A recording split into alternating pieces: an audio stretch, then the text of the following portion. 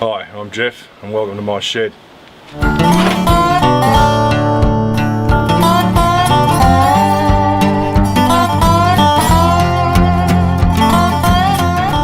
In case you haven't worked it out, this is an old water tank.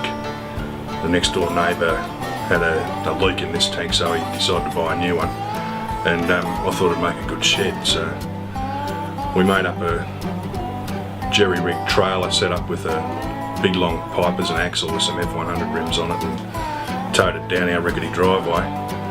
Cut out the land section here so it was nice and flat, popped it in, cut a hole in the side and concreted the flooring. And it's been quite a good little shed, good think tank. It's a good space for doing art. I actually call it a think tank. If I've got to contemplate what I'm going to do on a job or how I'm going to do another painting or a sculpture, this is where I come to think. Put the stereo on, have a couple of beers.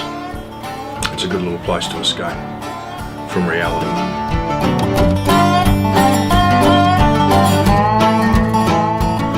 One of the main reasons I got back into doing my artwork, I hadn't done any art from when I left high school. Basically, I was diagnosed with depression and anxiety, and one of the ways that I used to deal with the depression and anxiety is by doing art, because it's quiet and it's away from everything else, so I can actually think about what I'm doing without any distractions.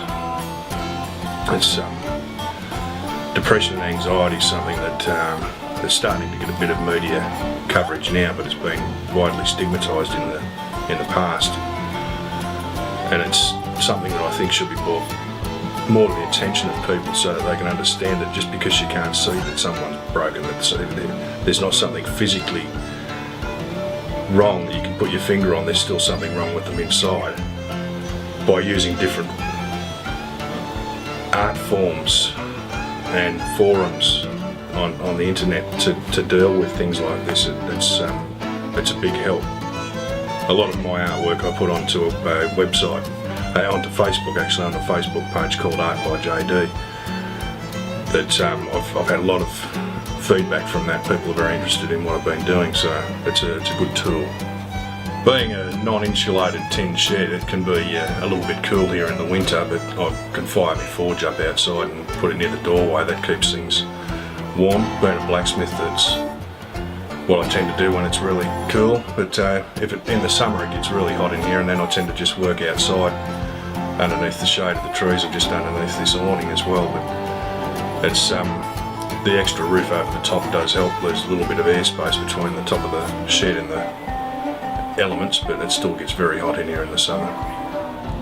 You'll notice I've got a few old signs hanging up around the place. They're actually not old signs, I paint them myself just to keep the sign writing trade alive. I did a pre-apprenticeship course at Tech when I first left high school at sign writing, and I worked for a sign writer in Victoria for a while, but it was all stickers. It had transitioned from actual brush strokes to applying stickers, and I just didn't see the art in that anymore. I couldn't see the fact that a sticker, when it gets old, it just peels up at the corners and fades and falls off, whereas a sign that's been painted by an artist is something that will fade over time, but as it fades, it shows the brush strokes of that artist.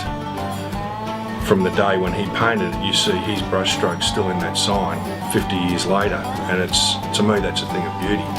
So I do pinstriping on hot rods and motorcycles.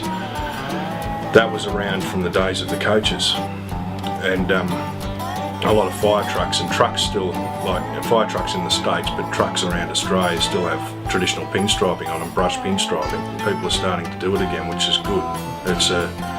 It was a dying art, and now it's coming back to life, and I think that's a good thing. Alright, well that's been my shed, and thanks for taking the time to have a look. I'm going to go back in and do some painting. See you later.